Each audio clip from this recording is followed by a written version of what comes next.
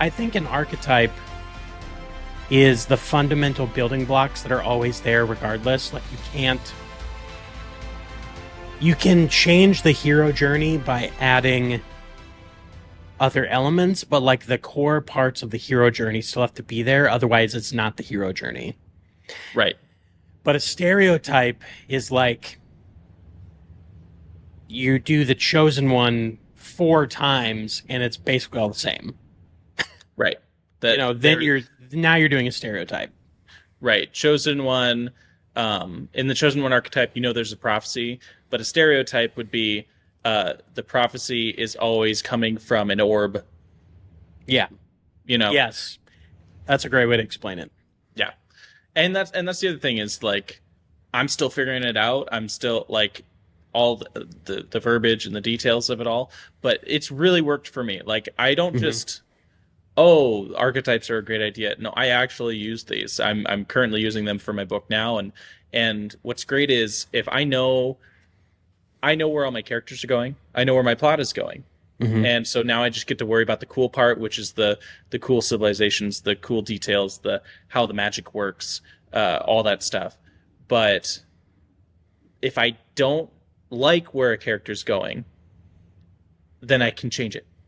Yeah. And when I change, and that's another thing is the difference between static archetypes and dynamic archetypes. So, like, if you're changing someone to dynamic, then they are an archetype and they're changing to another one. Mm-hmm. If they don't change to another one, then they're a static archetype. They're the same. They're the same character.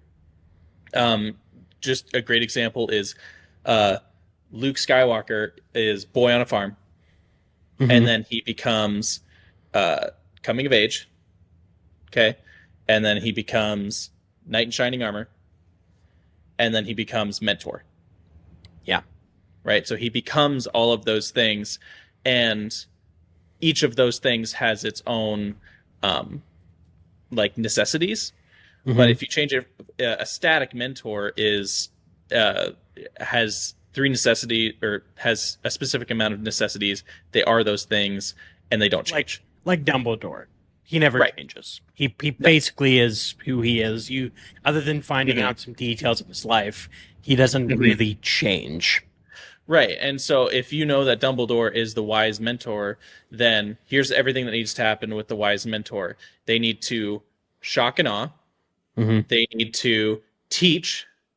They need to fail at teaching. That is another thing. They need to fail at teaching, and then they need to and then secrets revealed.